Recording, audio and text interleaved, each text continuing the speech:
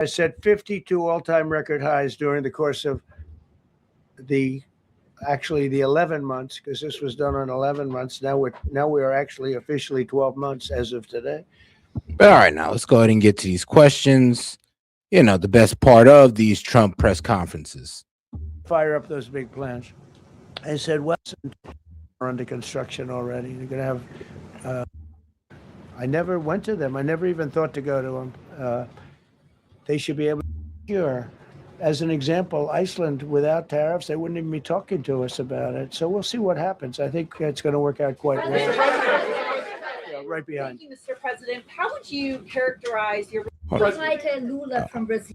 There we go. Since I took office, drug dealers are way down in the United States, and that's a small version of what's sitting right there. That's just a small version. We took a country that was dead, and it's the hottest country in the world right now, and that's after 1 year. So let's go. That's a lot of people. Please. Yeah, go ahead. Thank you so much, Mr. President. I have two questions for you. One, do you want your Board of Peace to replace the UN? Well, it might. I mean, the UN just hasn't been very helpful. I'm a big fan of the UN potential, but it has never lived up to its potential. The UN should have settled every one of the wars that I settled. I never went to them. I never even thought to go to them. They should be able to settle those wars. They don't. I believe you got to let the UN continue because the potential is so great. And I wonder you invited Lula from Brazil to be part of the Board of Peace. I did. What role do you expect him to play, especially a big role. I like Venezuela? Yeah, and another one, because the Are you from Brazil? Yes. The EU and Mercosur just signed a trade agreement this weekend, which is going to be the biggest trade zone, free zone in the world. Right. At the moment, you are talking a lot about tariffs. What is your reaction to that? So, two questions, Lula. Well, I just think this. I think we have trade like we've never had before. We're doing better in trade than we ever have before. True. We're not being ripped off. I mean, we cut the trade deficit in half. Well, Trump cut the trade deficit in half. So shout out to Trump. And I'm gonna be honest with you, he was able to get some great trade deals with these European countries. I mean, the EU deal was probably the most surprising one. The fact that they took a 15% tariff and they've promised to go ahead and invest like $650 billion into the U.S. Now, that may be on the line due to our actions in Greenland, but it was still a pretty impressive feat. But let's not also forget about the deal he did with South Korea, Japan, Thailand. I mean, so we can't sit here and say that the tariffs didn't help out. Oh, and he also got not Venezuela, but Vietnam to stop switching their labels out for China so they can avoid tariffs. I mean, he did. Hey, he got some of these countries started following trade law and got a better deal with them. By every country in the world, like we were before, we're doing numbers that nobody's ever thought possible. We're the richest we ever were. It's because of tariffs and the proper use of tariffs. And we're also the most secure. As an example, Iceland, without tariffs, they wouldn't even be talking to us about it. So we'll see what happens. I think it's going to work out quite well. Yeah, right behind. Thank you, Mr. President. How would you characterize your relationship with Emmanuel Macron and Keir Starmer right now? And have you spoken to them since your Truth Social post? No, I haven't, but I think I get along very well with them. I mean, they always treat me well. They get a little bit rough when they're when I'm not around, but when I'm around, they treat me very nicely. And, I like both of them. They're both liberal. They've got to straighten out their countries. You can't, London is having a lot of problems. And if you look at Paris, got a lot of problems. They have two problems, immigration and energy. They got to stop with the windmills and they got to go back like UK has an unbelievable asset called the North Sea. Norway uses it, makes a fortune. They have a better section of it, and they don't do it. They could straighten out their countries, and it would be good. But I get along very well with them. You told Norway's prime minister. Are you from Norway? No. You look You like told- you would be from She looks like she's from Norway. Go ahead. You told Norway's prime minister that you not winning the Nobel Peace Prize made you feel less obligated to think purely of peace. Well, I Why would lost a not- lot of respect for Norway. And But why I would not believe, winning and that I believe prize very affect- strongly that Norway controls the Nobel Prize. But you have to understand, I settled 8 wars. I've had It is petty. every one of those wars, every participant wrote, I didn't ask them to do it. They sent in strong they make recommendations for that. But I settled 8 wars. No president's probably ever settled 1 war. I don't know. Think of it. I did 8. The reason I do it is because it's easy for me to do. And I didn't do it for a Nobel Prize. I did it because I'm saving a lot of lives. I'm trying to settle the final one. I'm trying to do Russia, Ukraine. And when Russia's ready, Ukraine's not. When Ukraine's ready, Russia's not. But they're losing 25,000 people a month on average. Now, to speak on the whole Nobel Peace Prize thing, it was kind of hilarious how Maria Cachado got the Nobel Peace Prize when Trump is literally going after, was literally going after Maduro, and he's the one who captured Maduro. You know, the same Maduro that they gave Maria Cachado the prize for going against. Yes, for going against the dictator Maduro, they gave her a Nobel Peace Prize. I was like, but isn't Trump actually putting, actual military force into this, and he don't get nothing? But I mean, hey, respect to Maria Cachado. It is what it is. And I'm trying to get that one done. But no, I feel that Norway has tremendous control over who gets the Nobel Prize, despite what they say. How far are you willing to go to acquire Greenland? You'll find out. Damn. Hey, yo. Hey, no. That's crazy. He said, you'll find out. Like, what? He didn't have to be so ominous about it, but I guess we will. Like I said, we gave Greenland 2 options. Either we can buy you or we can take it. And the problem is NATO can send their 30 or so troops over there, but that's still not going to stop us from taking it. And all that does is make America want to pull out of NATO. Then what? NATO's going to fight us and try to help Russia and try to help Ukraine fight back Russia. I mean, NATO, let's be real. We kind of are most of your military power. Are you willing to go to acquire Greenland? You'll find out. Kevin Hassett has said that those $2,000 tariff rebate checks would be up to Congress to decide whether or not to disperse that. Do you agree with Kevin Hassett on that, or do you think you can do that unilaterally? No, I don't think we would have to go the Congress route, but we'll find out. The reason we're even talking about it is that we have so much money coming in from tariffs that we'll be able to issue at least a $2,000 dividend and also pay down debt for the country. But we'd do a $2,000 dividend to the people of our country. We would probably set a limit of, income limit where it made sense. But we will be able to make a very substantial dividend to the people of our country. I believe we can do that without Congress. Last night on Truth Social, you said that the British plan to hand the base of Diego Garcia over to Mauritius and then rent it back was an act of great stupidity. Previously, you backed that deal. Is it now your position that the deal should not go ahead? I think that they, when they originally were going to do it, they were talking about doing some concept of ownership. But now they're looking to essentially just do a lease and sell it. And I'm against that. It's a reasonably nothing like Greenland, but it's a reasonably important area of the globe. Not to anywhere near Greenland, but I think they should keep it. I don't know why they're doing it. Do they need money?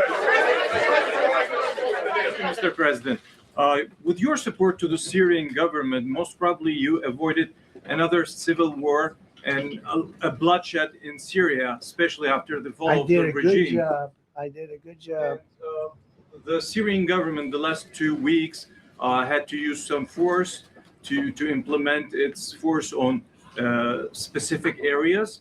And Well, with to keep the prisoners, the terrorist prisoners, which are some of the worst in the world, at bay. So they were able to keep that. He's working very hard. The president of Syria is working very hard. Strong guy, tough guy, pretty rough resume. I mean, yeah, he's still fighting rebel groups and all. It's basically still somewhat of a 3-way war going on in Syria. I mean, sure, now the side that we support is progressing through, but they are basically still fighting out there in Syria. They're not going to put a choir boy in there and, get the job done. I spoke with him yesterday because we were talking about the prisons and, what was going on. We have some of the worst terrorists in the world in those prisons, and he's watching them. Syria. Mr. Go ahead. President, Gavin Newsom is going to be at Davos if he's not already there. You're probably going to run into him. I presume that this is for him to raise his platform for 2028, but what do you anticipate his foreign policy platform is going to be? I don't know. I mean, I don't know that he's going to be the nominee. I know this. I had a very good relationship with Gavin Newsom when we were, in office together. I was president. He was the governor of California. We had he would talk about it often. And somewhere we just went astray. I just hate the way California is being run. We actually have people leaving. It's never happened before, but I hate the way it's being run. He and I had a very good relationship, really close to the word exceptional, but now we seem not to. Thank you, President Trump. President Trump, you spoke earlier. Mr. President, you've been hearing from allies. Thank you. No. Thank you so much, President Trump. Kara Castanova from Lindell TV. And you spoke earlier about the 2020 election. Now that Maduro is in U.S. custody and he was criminally charged, has any more information emerged that you could share with us regarding Venezuelan election software and Venezuelan ties to tampering with the 2020 election? And would you consider speaking to Maduro personally in prison in New York to get some answers on Venezuela's involvement with the 2020 election? No, I don't think I would be doing that. I think my lawyers would be very unhappy if I did. Yeah, they've learned some things. Please. What happens to the tariff threat to Greenland if the Supreme Court comes out and rules against you on the tariffs? And Well, I'll have to use. Well, he'll have to use more strict measures because here's the problem. I mean, here was the craziest thing because they actually might. Well, honestly, I think the Supreme Court is going to rule in the favor of Trump because one of their arguments was, well, you're telling me that the Trump can propose he can propose 100% embargo, but he can't propose a 1% tariff. And that was literally one of their arguments. And I'm just like, okay, well, thank you for letting him know what he can do. So, yeah, it's either a tariff or an embargo. And now that the Supreme Court know where Trump stands with Greenland, they're like, yeah, we might as well let him keep the tariffs because if we take that away, he can always do an embargo. Something else. I mean, are look, you willing to use force? take a look at the word license, take a look at other things. I mean, we have other alternatives, but what we're doing now is the best, the strongest, the fastest, the easiest, the least complicated. Sir, if you move ahead with the Greenland-related tariffs on Europe, you secured almost $1 trillion of commitments from them to invest in the United States. Does that go kaput out the window if that happens? I doubt it. Look, they need that agreement very badly with us. They really do. They fought very hard to get it. So I doubt that, but we'll see what happens. We have a lot of meetings scheduled on Greenland. I'm leaving tonight, as you know, Davos. And we have a lot of meetings scheduled on Greenland. And I think things are going to work out pretty well, actually. And so Thank you, Mr. President. Will you still go to Paris for the G7 emergency meeting as offered by President Macron? No, I wouldn't do that.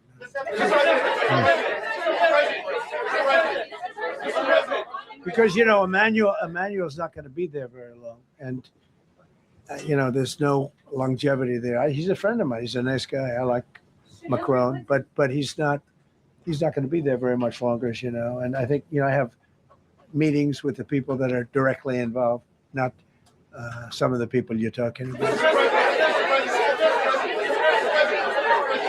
Thank you so much. Thank you so much, Mr. President. Happy I've New Year. never seen this room like this. Is this a celebration of the first year? Have you ever seen it? I've never seen this many. I hope we have a very good structural floor. This used to be a swimming pool. You're sitting over a swimming pool. I could see that happen. But we need a good structure here, don't we? Huh? Yeah. Thank you so much, Mr. President. Happy 1 year anniversary. Thank you. And my question is on Syria. The Kurds, as the most loyal U.S. partners, facing attacks by some Syrian elements within the Syrian government. Will you do to ensure the Kurdish rights protected and their effective forces against terrorism in Rojava, Syria continue, as the Kurdish see you as a president does not abandon his allies. Well, I like the Kurds, but just so you understand, the Kurds were paid tremendous amounts of money, were given oil and other things. So they were doing it for themselves more so than they were doing it for us. But we got along with the Kurds, and we are trying to protect the Kurds. That's correct. Ahead of your speech in Davos, can you give us a preview of what we can expect as far as laying out the plans for Americans to be able to buy homes? I think I love how he called that out. It's like, yeah, well, a lot of these groups, they say that they like us, but honestly, it's because we just give them money. I'm like, yeah, I know. That's like pretty much with our relation with the NATO countries and all the EU countries. It's all about money. But they say they're for our best interest, but it's all about money. More than anything else, what I'm going to be speaking about is the tremendous success that we've had in 1 year. I didn't think we could do it this fast. Think of it, it's just now 12 months. Hey, shout out Denmark. I say it often. We have the most successful country in the world. We have the hottest country anywhere in the world by far. And this country would have been absolutely stone cold dead. And I'm going to be talking about it. I'm going to be, because, a lot of them could use some of the advice as to what we did. They need energy. You take a look at their energy policy, they're going to destroy themselves with what they're doing with the windmills and all the nonsense. They need energy help badly, or they're going to be in big trouble, and they need immigration help badly. How much longer do you want to go? Call it. I do. I have a very important call with President Erdogan, who I like a lot. All right, one or two more questions. Go ahead. Thank you, Mr. President. During Go your ahead, second, please. Go ahead. One question about Red. Yes. The red blouse. Go ahead. You talked a lot at the beginning of this about the economy, some positive economic indicators. Polling shows the majority of Americans don't feel the economy is doing well. Are you worried you're making the same mistake as President Biden? No, I hope I don't make the same mistake as him. Look, I inherited a terrible, it's a great question, because we inherited a terrible, terrible mess between the border, between all the problems. The whole country was falling apart. And in 12 months, less than 12 months, in 12 months, we have the strongest border we've ever had. We have prices that are much, much lower than they were for the last. We inherited very high prices. We inherited, remember this, inflation was at a historic high. We had never had inflation like that. They say 48 years, but whether it's 48 years or ever, we had the highest inflation, in my opinion, that we've ever had. Prices, because of that, were very high. I inherited, we brought down eggs immediately. Remember the first news conference, they were screaming at me about eggs. I was in the position for 2 days, and we brought eggs down to lower than what they were before. And by the way, they continue that way. We brought the prices down from when I came into office and from what Biden had, way down. We're going to bring them down further. But the job we did is you got to give it to him, though. Now, you remember when he first came in, they was talking about, the egg price. Well, egg price is what? They went from $8.99 to $3.99. Gas prices were, there was about that $4 or $5. Now we're looking at what? $2.69, about $2.79 nationwide. And then, of course, he brought down inflation, completely took care of it, because trust me, the price increase from inflation ain't going nowhere. We're mainly depending on the growth of the economy and, of course, the increasing of wages. The wages don't increase, then inflation is going to stay being a problem. Affordability is going to stay being a problem because the price increase from inflation isn't really going nowhere. But the rapid increase of pricing has slowed down because Trump have brought down inflation. A miracle. One of the reasons I'm doing this today is to explain we inherited a mess and we've made it a beautiful, beautiful picture. Think of gasoline at $1.99 in many states, $1.99 a gallon. It was $4.50, $5, in some cases $6 or $7. We're at $1.99, and energy is so big that with energy, everything else comes down. But the prices are coming way down, and we're going to bring them down further. But we started up here with these guys. We inherited a country that was broken. We inherited a country, and I have a very warm spot. We've done very well with Venezuela. And by the way, that even in itself is going to help us bring down the oil prices. In the Venezuelan oil, we've taken 50 million gallons of oil. We've taken 50 million barrels of oil out of Venezuela in the first 4 days. We've got millions of barrels of oil left. We're selling it on the open market. We're bringing down oil prices incredibly. And when they come down, and they've already come down, again, $1.99 a gallon for oil. Nobody thought they'd ever see it. All right, one or two more. Go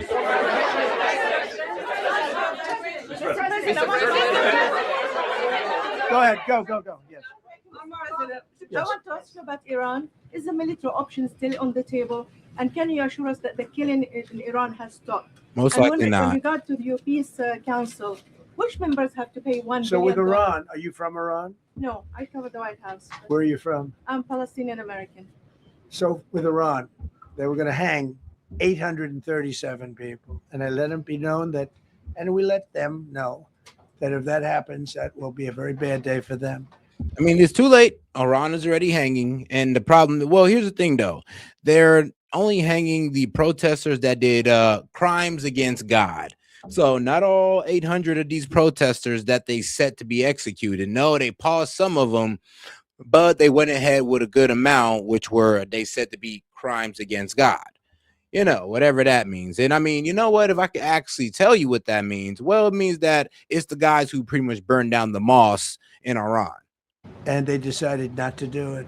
They didn't hang the people. I can't tell you what's going to happen in the future, but supposedly they've taken that off the table. But they were going to, last week, they were going to hang on Thursday or Wednesday. They were going to hang, I think, 837 people. Yep. And they didn't. Now they already hung somebody. They already what was his name was Ali something, but they said that well he was hung because he had direct ties to Mossad. They took his phone. They seen that he was texting a known Mossad agent with instruction on how to incite more violence and the protests and all this good stuff. So yeah, they executed him immediately. Hang anybody. So we're just going to have to see what happens with Iran. Is the military option off the table?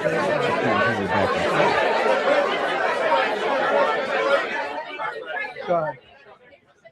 Thank you, Mr. President. Trump. Thank you, President Go Trump. ahead, please. Thank you, Mr. President. Go ahead, I'll take your question. Okay, thank you. Thank you, Go Mr. ahead, President. right here. Thank you, Mr. President. You promised during your second inaugural to always put America first. I'm curious, how would you winning the Nobel Peace Prize improve the lives of average, everyday Americans? Why is this prize so important? It wouldn't improve the lives of any. What improved the lives of people are people that are living. I saved probably tens of millions of lives in the wars. You know, if you add up the numbers, just if you look at any one of those wars, you're talking about millions of people. You multiply it times 8. But when you look at India and Pakistan, that could have been 10, 15, 20 million people. Could have been more than that. So I saved millions of people. So that to me is the big thing.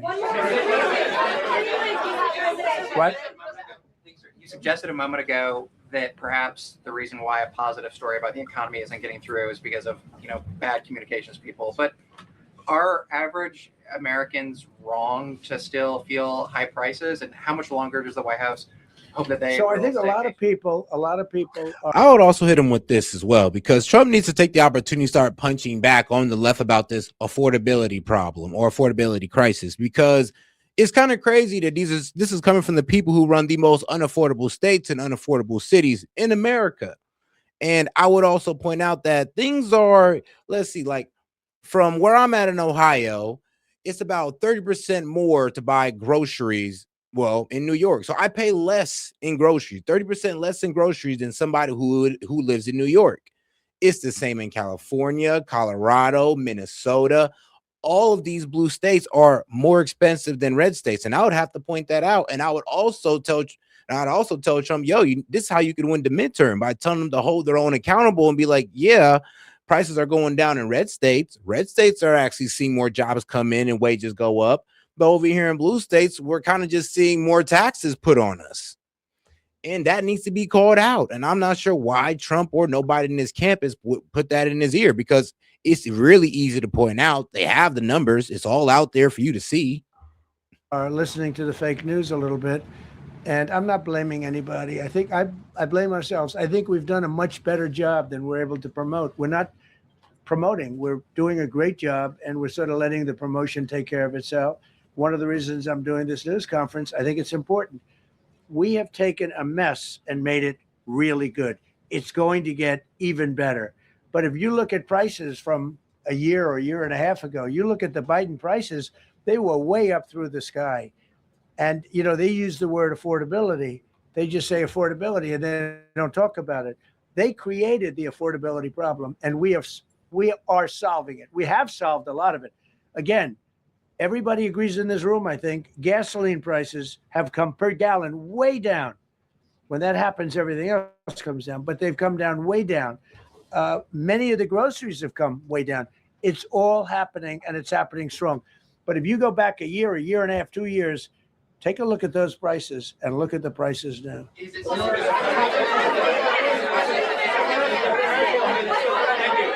President of Venezuela, you made a condition. Where are you from? I'm from Spain. Nice place. Thank you. You made a condition that the political prisoners should be freed. It seems that they are not being as fast as they promised in the beginning. Would that be an issue for the current government? They've agreed that they're going to let, I guess, most of them out. Or depends on what they did, but they have released a lot of. Released a lot of political prisoners in Venezuela. Yeah. I mean, yeah, they released Maria Cachado's allies, political allies, and well, here's the problem though: most of her political allies left Venezuela, and the ones who didn't leave got arrested. Now, the ones who got arrested have been released, but that doesn't mean that Maria Cachado is going to be, Venezuela's leader. Actually, it does seem like the Trump administration is deciding to, work with Delcy Rodriguez and the gang, or I guess the Maduro regime, pretty much, and they're going to play a little bit nicer with Trump than Maduro was, or they're going to give everything Trump wants, like access to their oil reserves and more. On last year, you had indicated that you wanted to take back the Panama Canal. I know we've heard a lot about Greenland. Is that still on the table? I don't want to tell you that. Sort of. I must. Sort of. That's sort of. Okay, one more. Yes, blonde, blue. Yes, go ahead, ma'am. Go ahead with the blue, holding the computer. If a consequence of your determination to take control of Greenland is the ultimate breakup of the NATO alliance, is that a price you're willing to pay? You mean the breakup of it's very interesting. NATO alliance. So That's a I good think question. something's going to happen that's going to be very good for everybody. Nobody's done more for NATO than I have, as I said before. And let's be honest, I do believe that NATO is honestly just posturing. I don't really think they're willing to go to war with the United States or any type of battle with us, because that's a battle they're not going to win. While also, think about it. These guys are supposed to be supplying weapons to Ukraine. That means they'd have to divert some of that, leave Ukraine out to dry, and let them get decimated by Russia, and while they're fighting us and not really gaining any ground on that. I mean, it's not a good decision that NATO is doing. It's best they kind of just let America get this one off instead of stoking global tensions over and trying to wave the finger at us. They should honestly just say nothing and continue getting our support in Ukraine. But hey, I'm seeing they're trying to F that up as well. So I think something's going to happen that's going to be very good for everybody. Nobody's done more for NATO than I have, as I said before, in every way. Getting them to go up to 5% of GDP was something that nobody thought was possible, and pay. At 2%, they weren't paying. At 5%, they are paying. And they're buying a lot of things from us, and they're giving them, I guess, to Ukraine. That's up to them, but they're giving them to whoever they're giving them to, but they're buying a lot.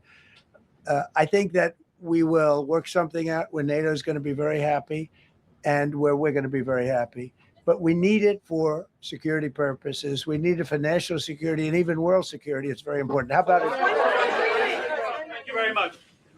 First of all, last year you told me that you believe that the reason you won the election is because God put you in this place so that you could save the world. Looking back 1 year, do you feel like God is proud of the effort that you've put I in? do, actually. I think God is very proud of the job I've done.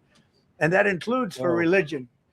we're protecting a lot of people that are being killed, Christians, Jewish people, and lots of people are being protected by. I would, man. I would never answer that question like that. I would just say, you know what? I wouldn't really bring religion into politics, especially being the president, because apparently, in order to bring peace to your people, you got to get violent with some people. It is what it is. It ain't the most saintly thing to do. It ain't the most godly thing to do, but it's what must be done.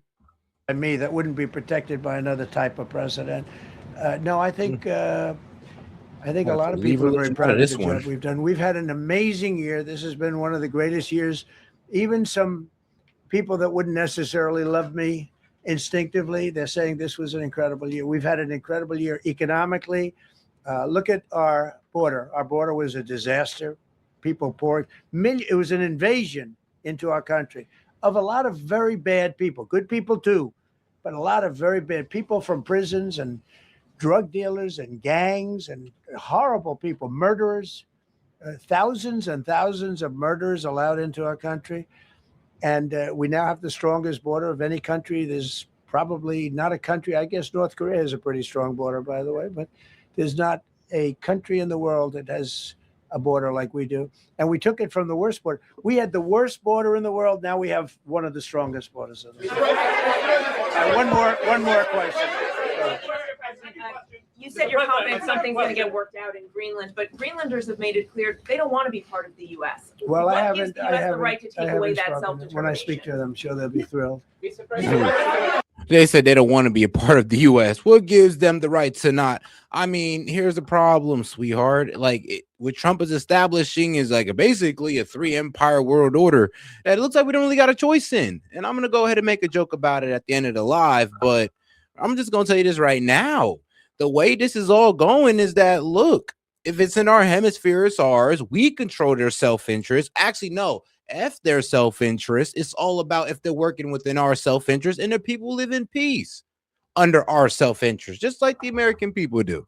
So the problem is that we're making sure that we're the only interest in our side of the hemisphere. I'm sorry, but the 3 to 40,000 people in Greenland, yeah, they just don't mean that much to the American, Americans' position in the world, our dollar, our self-interest when it comes to the molybdenum, which is this rare earth mineral that gives us this high temperature steel or metal that we put for our jets. Yeah, I'm sorry, but all 30,000 40,000 of y'all, it just don't mean that much. I'm sorry. I know we got somebody in from Denmark in the chat, and I'm like, I honestly wonder how you guys feel about this, the fact that we might just be taking Greenland from you guys. And would you be willing to fight about it? Now, I hope not. I hope you just let us have that, but we'll see. We'll see. Because it seems that Trump is determined and he's willing to use possibly military force, but it looks like he's willing to take the peace away of purchasing it, which would, suck for us, because I ain't gonna lie, $700 billion is a lot. NATO, Mr. President, are you committed to keeping the U.S. in NATO? I've had such a good relationship. I've made it so much better, so much stronger. It's so good now. NATO is so much stronger now. I don't agree with a lot of the things they've done, but that was done before I got there. I think NATO's been good. Sometimes it's overrated, sometimes it's not. But we have a strong NATO. When I came here, we had a weak NATO. We had a NATO at 2%, and they weren't paying. You had a nothing NATO. NATO's, whether you like it or not, it's only as good as we are. If NATO doesn't have us, NATO is not very strong. True. That's what I'm saying. Like, the only real power that NATO had was the fact that America's in it. That's the only real power. Like, if we pulled out, scary enough, I wouldn't be surprised if Putin literally did start making moves on Europe at that point. I wouldn't be surprised. And NATO would sit there with the salty face thinking like, maybe we didn't, push away from the one guy that kept, these superpowers away from us. Because then it's going to be a free-for-all for Europe. It's going to be a free-for-all for, China and Russia on Europe. They're going to pick their favorite European countries and split all of Europe up. And you're going to align with their self-interest. And you're not going to like their self-interest. Putin a dictator, Xi's a dictator. You're not going to like that. So you're sure you want to go against America? You're sure? Because your next option is Xi. And then Putin. Y'all don't like Putin, so you're gonna go with Xi, the communist dictator? All right, then. I mean, y'all chose. Thank you. Yes, no, behind you, please. Thank you, President Trump. Yes, go ahead. Really appreciate it, sir. We heard a long list of accomplishments from the last year. Could you cherry pick the top three? And then looking forward, what are your three most important priorities of 2026? So I think the building of a really powerful military has been a great achievement, and that would include the Venezuela thing. That would include the attack on Iran and the wiping out of the nuclear threat. I think that's been really amazing what we've done militarily. I think what we've done in business has been incredible. We have $18 trillion coming in. Plants are being built all over. Thousands of plants are being built all over the country. 18 trillion is a record. No country has ever come anywhere even close to that. I think that's a record. And I think that most favored nations for drugs is something that nobody thought they'd be able to get. Tariffs helped me there because the nations would have never gone along with it if I wasn't able to say, if you don't go along with it, we're going to put a 10 or 15 or 20% tariff on your nation. And they went along. And our drug prices are going to come down at numbers never even seen before, never even thought possible before. So those would be three things. Thank you. Thank you all very much. Thank you very much. And that's